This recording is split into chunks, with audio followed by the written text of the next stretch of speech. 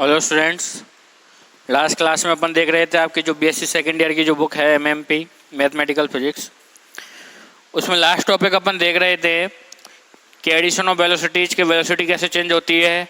Acylation त्वरण का भी मैंने आपको बता दिया था। तो इस क्लास में अपन देखेंगे कि जो लेंथ कॉन्ट्रैक्शन है या जिसको बोलते हैं लॉरेंज फिट्जगेरल्ड कॉन्ट्रैक्शन, आज का टॉपिक है लेंथ कॉन्ट्रैक्शन और जिसको बोला जाता है लॉरेंज फिट्जगेरल्ड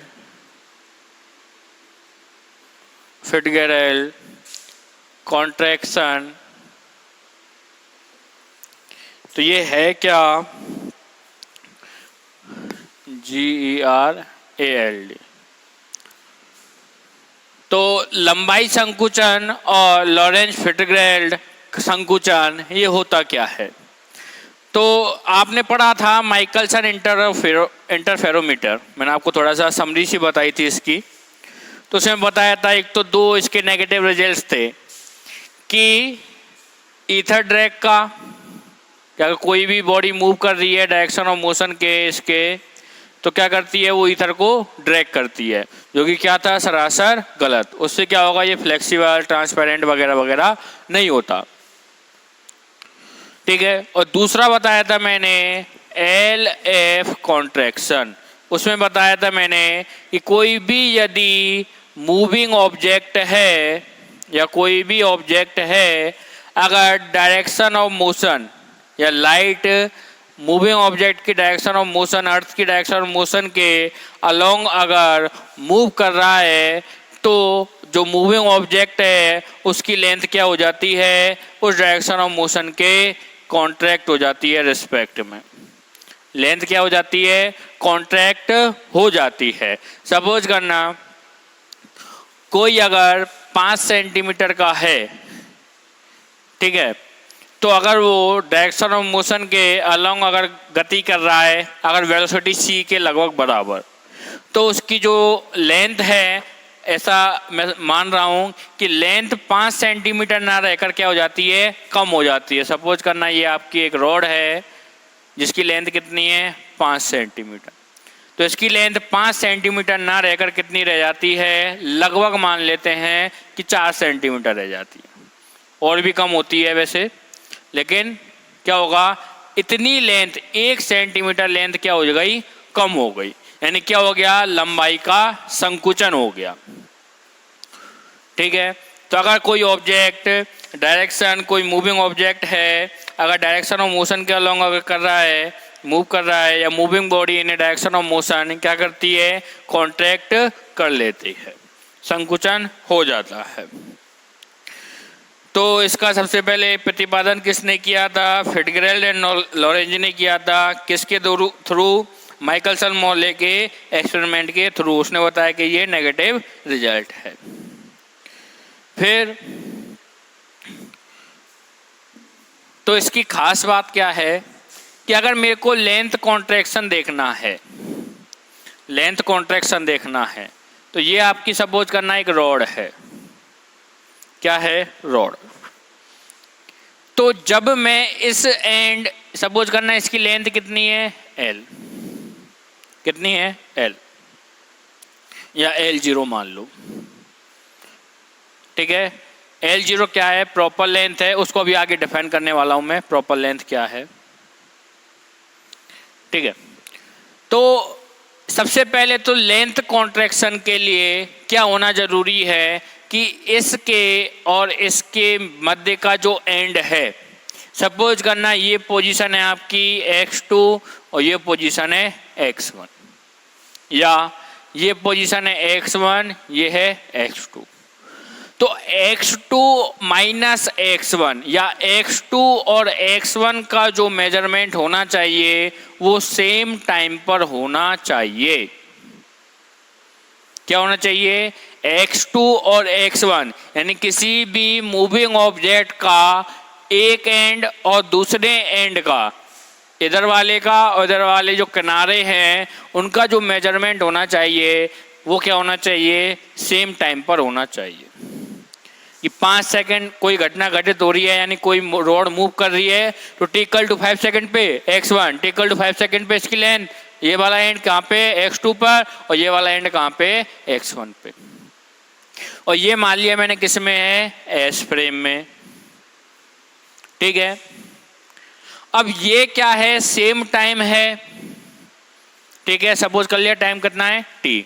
एक मैं दूसरा फ्रेम ले रहा हूं S डैश फ्रेम या S प्राइम फ्रेम भी बोलते हैं। ठीक है, तो वहां पर सपोज करना टाइम कितना है, t डैश है। न्यूटन के अनुसार टाइम एब्सोल्यूट है, लेकिन आइंस्टीन के अनुसार या स्पेशल ऑफ थ्योरी रिलेटिविटी के अनुसार टाइम एब्सोल्यूट नहीं है, टाइम सापेक्ष जो भी है वो नहीं है। इसका मतलब है न्यूटन तो बोलता है कि सभी इनर्शियल फ्रेम ऑफ रेफरेंस में, सभी जड़त्वीय फ्रेम ऑफ रेफरेंस में घटना का जो टाइम होगा या कोई भी जो समय मेजरमेंट होगा वो क्या होगा, एक ही होगा। लेकिन क्या बोल रहे हैं स्पेशल थ्योरी ऑफ रिलेटिविटी, क्या बोल रहे हैं कि t यहाँ पे अलग है तो t डैश यहाँ पे क्या होगा, अलग होगा। टाइम मेजरमेंट यहाँ पे अलग होगा और यहाँ पे क्या होगा, अलग होगा। Time will not be same in both frame S और S प्राइम फ्रेम। ठीक है, तो क्या होगा कि S डैश फ्रेम में जो लेंथ है वो क्या हो जाएगी, कॉन्ट्रैक्ट हो जाएगी। किस हिसाब से होगी वो देखते हैं। ये मैंने उल्टा ले लिया है यहाँ पे, अभी जो आपको डेरिवेशन समझाऊंगा वहां पे और अच्छे से इसको बता दूंगा। तो सबसे पहले तो सेम टाइम पे होगा। ठीक है, तो ये मान लो ये आपका एक फ्रेम ऑफ रेफरेंस है S। कौन सा फ्रेम ऑफ रेफरेंस है, S फ्रेम ऑफ रेफरेंस है, जहां पे ये कोई रॉड है, ये कोई रॉड है जिसकी लेंथ कितनी है, L, जिसकी लेंथ कितनी है, L। और ये रॉड v वेलोसिटी से S फ्रेम में x दिशा के सापेक्ष क्या कर रही है, गति कर रही है। S दिशा के सापेक्ष क्या कर रही है, गति कर रही है। तो सपोज करना ये वाला जो एंड है वो कितनी पोजीशन पे है, x1 पर, इसको 0 मान लेता हूं मैं। और ये वाला जो एंड है वो किस पोजीशन पे है, x2 पे है। क्लियर। एक रॉड है जिसकी लेंथ L है, एक एंड x1 पोजीशन पे है, एक एंड x2 पोजीशन पे है, v वेलोसिटी से x दिशा में क्या कर रही है, गति कर रही है। और x1 पे मापा गया टाइम t1, x2 पे मापा गया टाइम t2। लेकिन मैंने बोला है अगर मेरे को लेंथ कॉन्ट्रैक्शन देखना है तो t1 इक्वल टू क्या होना चाहिए, t2, यानी एक ही समय पर देख रहे हैं, t1 equal to t2 equal to t। ये रॉड है। अब एक ही टाइम पे तो देखूंगा स्टूडेंट कि t1 पे ये देख लिया, t2 पे ये देख लिया, है तो एक रॉड ही। तो t1 और t2 या t समय पे आ रही है 5 सेकंड पे देख लिया, तो ये पोजीशन कितनी है, x1 पे, ये वाली x2 पे। ठीक है, t1 equal to t2 equal to t। एक अनदर फ्रेम ऑफ रेफरेंस है S डैश। ठीक है, वहां अच्छा ये जो S डैश है वो S के सापेक्ष किस वेग से गति कर रहा है, v वेग से। किस वेग के सापेक्ष गति कर रहा है, v वेग से। तो मेरे को बताइए अगर ये S डैश v वेग से गति कर रहा है S के सापेक्ष, ये रॉड S के सापेक्ष v वेग से गति कर रही है, तो क्या S डैश के सापेक्ष ये वाली रॉड स्टेशनरी या रेस्ट में होगी या नहीं होगी। ये भी v से कर रहा है, ये भी v से कर रही है रॉड भी, और दोनों एक ही मोशन से एक ही वेलोसिटी से मूव कर रहे हैं या नहीं कर रहे हैं। ये तुम्हारी रॉड है, ऐसे जा रही है, और यही फ्रेम ऑफ रेफरेंस ऐसे जा रहा है। ठीक है, ऐसे, और ये रॉड ऐसे जा रही है। तो दोनों क्या होंगे, एक दूसरे के स्टेशनरी होंगे, मतलब S डैश के सापेक्ष ये वाली जो रॉड है वो क्या हो जाएगी, स्टेशनरी हो जाएगी, रेस्ट हो जाएगी, और उसकी लेंथ होगी L0 के बराबर। रेस्ट में ये वेलोसिटी v से मूव कर रही है, ये रेस्ट में ये वाला वन एंड है x1 डैश और ये वाला एंड मान लिया मैंने x2 डैश। ठीक है, यहां तक आपको समझ में आया? अगर समझ में आया हो तो बताइए। ठीक है, अब L0 भी जो रॉड है वो भी वेलोसिटी v से मूव कर रही है, एस डैश फ्रेम भी वेलोसिटी v से मूव कर रहा है। तो एस डैश के लिए जो रॉड होगी वो किसकी तरह बिहेव करेगी? रेस्ट की तरह, स्टेशनरी की तरह।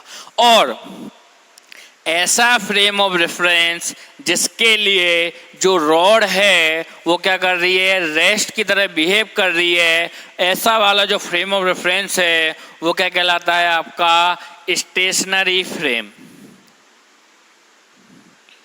क्या कहलाता है? आपका स्टेशनरी फ्रेम या प्रॉपर फ्रेम ऑफ रेफरेंस, उचित निर्देश तंत्र, फ्रेम ऑफ रेफरेंस, उचित निर्देश तंत्र या स्टेशनरी फ्रेम, रेस्ट फ्रेम, कुछ भी बोल लो। ठीक है, और जिसमें अगर वेलोसिटी v से मूव कर रहा है ऐसा फ्रेम कहलाता है लैब फ्रेम या लेबोरेटरी फ्रेम। इसको अपन शॉर्ट में क्या बोलते हैं? लैब फ्रेम, प्रयोगशाला निर्देश तंत्र। और ये प्रॉपर फ्रेम ऑफ रेफरेंस है, प्रॉपर फ्रेम।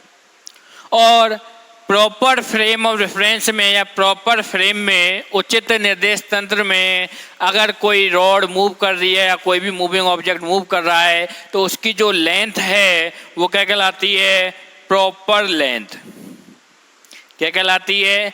प्रॉपर लेंथ या उचित लंबाई। और यहाँ पे L जो v वेलोसिटी से मूव कर रहा है, यहाँ पर जो ये वाली लेंथ कहलाती है वो प्रेक्षित लंबाई कहलाती है या ऑब्जर्व्ड लेंथ। लैब में क्या होता है? फिजिक्स लैब में, केमिस्ट्री लैब में क्या होता है? ऑब्जर्वेशन ही तो करते हैं अपन, एक्सपेरिमेंट करते हैं, यानी किसी चीज़ का प्रेक्षण कर रहे हैं। तो इस लेंथ का अपने को प्रेक्षण करना है। L0 तो क्या है? रेस्ट है। L0 तो क्या है? रेस्ट है। तो क्या होगा कि L0 के रिस्पेक्ट में, सॉरी S प्राइम के फ्रेम में क्या हो जाएगा? L0 रेस्ट है ये वाली। ठीक है, ये पूरी कितनी है? L0 के बराबर है। अब मेरे को किसके रिस्पेक्ट में देखना है? S के रिस्पेक्ट में। और L क्या हो जाएगी? कम हो जाएगी। मैं जानता हूं कि क्या होगा? L क्या हो जाएगी? कम हो जाएगी।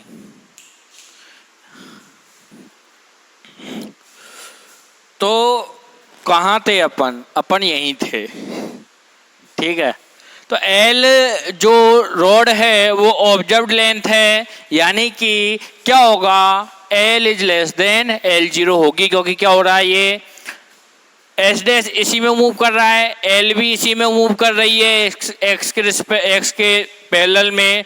तो जो लेंथ कॉन्ट्रैक्ट हो जाएगी, क्योंकि मैंने बोला है लॉरेंज फिटगेल्ड कॉन्ट्रैक्शन के अनुसार कि अगर कोई moving object direction of motion के अलोंग में अगर कर रहा है, मूव कर रहा है, तो क्या होगा? उसकी लेंथ कॉन्ट्रैक्ट हो जाती है along the direction of motion.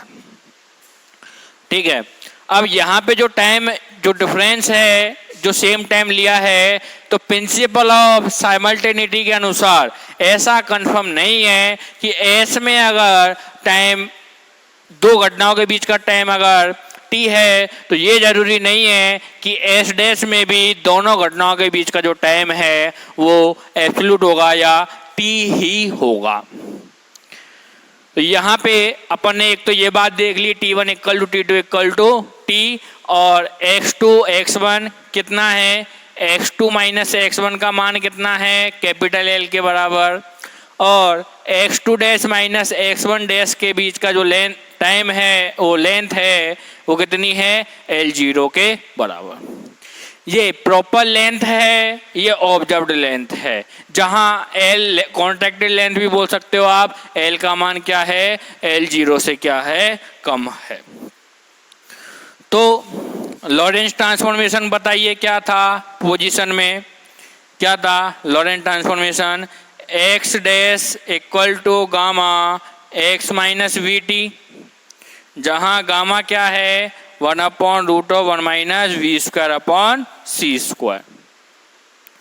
तो अगर मैं x1 में देख लूँ इसको और x2 में देख लूँ, यानी एक पोजीशन के लिए देख लेता हूँ फिर दूसरी पोजीशन के लिए, तो x1 डैश क्या हो जाएगा गामा x1 माइनस VT1 होगा नहीं होगा। इसी प्रकार x2 डैश क्या हो जाएगा गामा x2 माइनस VT2। ठीक है, समीकरण 1 समीकरण 2, समीकरण 1 और 2 मिल गई। यहाँ से आपको पता है L0 प्रॉपर लेंथ है, इसको मैं मिटा रहा हूँ। तो समीकरण 2 में से समीकरण 1 घटाने पर इक्वेशन 2 माइनस इक्वेशन 1, उससे क्या होगा x2 minus x1 dash x2 dash minus x1 dash equal to gamma, gamma को कॉमन है गामा आ जाएगा x2 माइनस x1, ठीक है, यहां गामा लिख दो। फिर minus we T2 minus T1, ये आपका इस प्रकार आ जाएगा माइनस VT2 प्लस VT1, ये इस प्रकार लिख सकते हैं। अब क्या है T1 equal to T2 equal to T है, T1 equal to T2 equal to T है, तो यहाँ पे क्या होगा T minus T equal to 0, ये वाला पार्ट क्या हो जाएगा आपका 0 के बराबर। तो क्या बचेगा खाली x2 dash minus x1 dash equal to gamma x2 minus x1 के बराबर। अब ये क्या है आपका x2 dash minus x1 dash L0 के बराबर, और L0 क्या है आपकी proper length, L0 equal to gamma, और x2 माइनस x1 क्या है, x2 माइनस x1 है आपका कैपिटल L, जो कि क्या है आपकी कॉन्ट्रैक्टेड लेंथ या ऑब्जर्व्ड लेंथ। यहाँ से अगर L का मान निकालना चाहे, क्योंकि L का मान ही अपने को देखना है, तो वो क्या होगा L0 अपॉन गामा या L equal to L0√1 minus we square upon C square के बराबर। क्लियर है? तो ये आपकी क्या होगी L होगी यहाँ पे ऑब्जर्व्ड लेंथ या कॉन्ट्रैक्टेड लेंथ, और L0 होगी आपकी प्रॉपर लेंथ के बराबर। क्या होगी L0 आपकी प्रॉपर लेंथ के बराबर।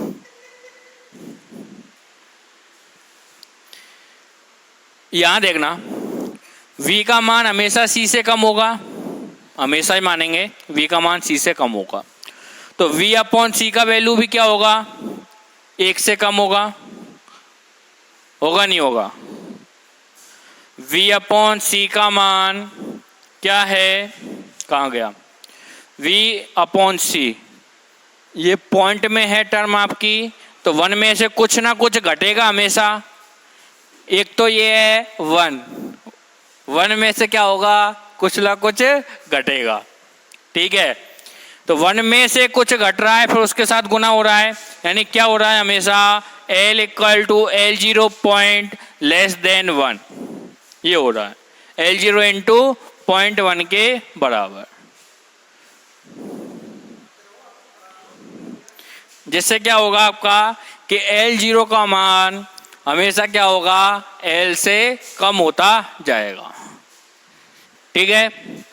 और √1 minus we square upon C square का जो वैल्यू है वो क्या होगा हमेशा 1 से कम होगा। √1 minus we square upon C square का वैल्यू 1 से कम होगा, तो L0 का मान 1 से कम के साथ गुना हो रहा है, तो L का मान क्या होगा L0 से कम होगा, यानी कि लेंथ क्या हो रही है कॉन्ट्रैक्ट हो रही है। अब कोई आपको किसी को अपनी लंबाई कम करनी है या लंबाई बढ़ानी है, तो क्या करेंगे आप एक ऐसा फ्रेम ऑफ रेफरेंस ढूंढिए। अगर किसी को कम करनी है अपनी लंबाई तो ऐसा फ्रेम ऑफ रेफरेंस ढूंढिए जिसमें लंबाई कम हो जाए।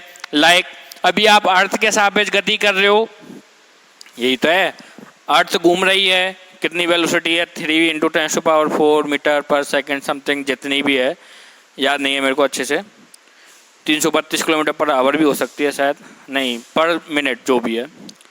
तो L लेस देन L0 वहाँ पे हो जाएगा। अगर कोई ऐसा फ्रेम ऑफ रेफरेंस है, सपोज करना रॉकेट ऐसे मूव कर रहा है, अर्थ है, अर्थ के रिस्पेक्ट में आप क्या हो, रेस्ट पे हो। अब कोई रॉकेट है, अब कोई क्या है, रॉकेट है, तो रॉकेट में क्या कर रहे हो आप, मूव कर रहे हो, तो अर्थ के रिस्पेक्ट में तो आप मूव कर रहे हो, तो आपकी लेंथ क्या हो जाएगी, कॉन्ट्रैक्ट हो जाएगी, ठीक है। और उसी रॉकेट के रिस्पेक्ट में अगर अर्थ पे देखोगे तो लेंथ क्या हो जाएगी, बढ़ जाएगी। तो आप ऐसा फ्रेम ऑफ रेफरेंस ढूंढिए, अगर आपको लेंथ बढ़ानी है तो अर्थ से ज़्यादा लेंथ होनी चाहिए, या सॉरी वेलोसिटी ज़्यादा होनी चाहिए, और कम करनी है तो अर्थ से वेलोसिटी कम होनी चाहिए, ठीक है। तो ये अपना क्या था, लेंथ कॉन्ट्रैक्शन का कॉन्सेप्ट था। जैसे इसका अगर मैं कोई एग्जांपल बताऊं आपको, अगर कोई लंबा आदमी है या लंबा कोई व्यक्ति है तो अपनी लंबाई कम कर सकता है, बस उसको थोड़ा सा फिजिक्स का ज्ञान होना चाहिए, फिजिक्स का स्पेशल थ्योरी ऑफ रिलेटिविटी उसको आनी चाहिए, और थोड़ा सा पैसा होना चाहिए। अच्छा स्पेस में कैसे जाओगे, पैसा चाहिए आपको लिए नासा इसरो वगैरह में जाने के लिए, तो अगर खुद का पर्सनल जाना है तो वैसे तो 2 रिक्रूटमेंट वगैरह आती रहती है, एस्ट्रोनॉट वगैरह बनो। हाँ अब देखना ये वाला फॉर्मूला आ गया अपना, L = L0 √1 - v²/c²। तो v ले लिया मैंने, सपोज करना जो v का वैल्यू ले लिया वो 3/5c ले लिया, कि प्रकाश के वेग का 3/5 है। c कभी नहीं होगा, v = c नहीं होगा, क्योंकि v = c हो जाएगा तो क्या हो जाएगा, 1 - 1 क्या हो जाएगा, L0 × 0 और L = 0। ये केस होता ही नहीं है, होता है प्रोटॉन वगैरह के लिए, लेकिन उस बारे में अपन बात नहीं कर रहे। तो v ले लिया 3/5c, ठीक है। L0 ले लिया मैंने 5 मीटर जो प्रॉपर लेंथ है, और कोई एक ऐसा रॉकेट है या कोई ऐसा प्लेनेट है जो 3/5c से मूव कर रहा है, किसके कंपैरिजन में, अर्थ के कंपैरिजन में। अर्थ पे तो आपकी 5 मीटर है, और किसी दूसरे प्लेनेट या रॉकेट पे क्या है, 3/5 सॉरी जो लेंथ है वो कितनी है, L, जो कि अपने को पता नहीं है, और जो प्लेनेट है V वो L0 के सापेक्ष किस वेलोसिटी से मूव कर रहा है, 3/5c से। तो L क्या हो जाएगा, L = 5, L0 का वैल्यू 5 √1 - v² की वैल्यू कितनी हो जाएगी, 9/25c² के बराबर, 3/5 यानी 9/25c², 1 - 9/25c², v² की वैल्यू हो गई, और c² इसके डिवाइड में है। तो c² से c² कैंसल आउट हो जाएगा, क्या बचेगा, 5 √1 - 9/25, या एलसीएम ले लो 25, 5 × √25 - 9/25 क्या आ जाएगा, L = 5 × √25 में से 9 घटाए तो 16/25, 16 का अंडर रूट और 25 का अंडर रूट कितना हो जाएगा, 5 तो पहले से ही है, 16 का 4 हो जाएगा, 25 का 5, 5 से 5 कैंसिल आउट करो, L = कितना मिल जाएगा, 4 मीटर के बराबर। यानी कि आपकी 1 मीटर लेंथ क्या हो जाएगी, कम हो जाएगी, यदि जो वेलोसिटी है, आप भी अगर इतनी वेलोसिटी से मूव कर रहे हो 3/5c से, किसके कंपैरिजन में, अर्थ के कंपैरिजन में, ठीक है। तो 5 मीटर से 4 मीटर रह गए, इसका उल्टा कर दो, अगर आप किसी दूसरे प्लेनेट पे या आप खुद मूव कर रहे हो L = 4 मीटर से या इतनी वेलोसिटी से, अब अर्थ पे आपकी लेंथ देखनी है तो क्या हो जाएगा, आपकी अर्थ पे लेंथ कितनी हो जाएगी, L0 = 5 मीटर। और ये प्रूफ हो चुका है, काफ़ी सारे एक्सपेरिमेंट हो चुके हैं, कोई भी जो चीज़ें हैं वो बिना एक्सपेरिमेंट्स के नहीं दी गई है, ठीक है। ये हो गया आपका लेंथ कॉन्ट्रैक्शन। इसी प्रकार होता है आपका टाइम डायलेशन। इसी प्रकार क्या होता है आपका टाइम डायलेशन। टाइम डायलेशन यानी समय में क्या हो जाएगा, दो समय के बीच का जो इंटरवल है वो बढ़ जाता है। इंटरवल बिटवीन टू टाइम, या कोई दो समय के बीच में क्या हो जाता है, टाइम है वो रिलैक्स हो जाता है या लेंथनिंग हो जाती है। Time dilation means lengthening between two times, lengthening between two times और lengthening of an interval of time. तो सपोज करना कोई घटना आपकी घटित हो रही है एस में और कोई घटना घटित हो रही है आपकी एस डैश में। एक एस में है, एक एस डैश में है। क्या होगा, थोड़ा इंट्रोडक्शन दे रहा हूं इसका। एक एस में है, एक एस डैश में है। तो एस में जो घटना घटित हो रही है उस घटना को टोटल होने में जो पूरा टाइम लग रहा है वो कितना है, टाउ। ठीक है, और जो घटना घटित हो रही है वो कितने वेग से गति कर रही है, v से। एस डैश किस वेग से गति कर रहा है, v से। वहां पे उस घटना को घटित होने में कितना टाइम लग रहा है, टाउ 0। तो ये v से गति कर रहा है, ये भी v से कर रहा है। तो जो घटना है एस डैश के सापेक्ष क्या हो जाएगी, प्रॉपर हो जाएगी। तो ये प्रॉपर फ्रेम कहलाएगा। यहाँ पे ऑब्जर्व करेंगे इसको, टाउ को, टाउ 0 यहाँ पे है प्रॉपर टाइम। ये फ्रेम प्रॉपर फ्रेम, टाउ हो जाएगा ऑब्जर्व लेंथ, ऑब्जर्व टाइम या डाइल्यूट टाइम। आपने अगर एक मूवी है इंटरस्टेलर, हॉलीवुड की काफ़ी फेमस मूवी है, अगर वैसे भी आप देखना चाहो तो आप अभी यहाँ पे अर्थ पे हो और एक किसी दूसरे प्लेनेट पे हो, तो दोनों के बीच का यदि आपको 45 से 50 साल का होना है तो यहाँ अर्थ पे आप जल्दी हो जाओगे कंपेयर टू दूसरे प्लेनेट पे। वो कैसे होंगे, किस प्रकार होंगे, वो अपन देखेंगे अपन नेक्स्ट क्लास में। ठीक है, तो ये था आज का टॉपिक, लेंथ कॉन्ट्रैक्शन और टाइम डायलेशन के बारे में आपका छोटा सा इंट्रोडक्शन। Thank you.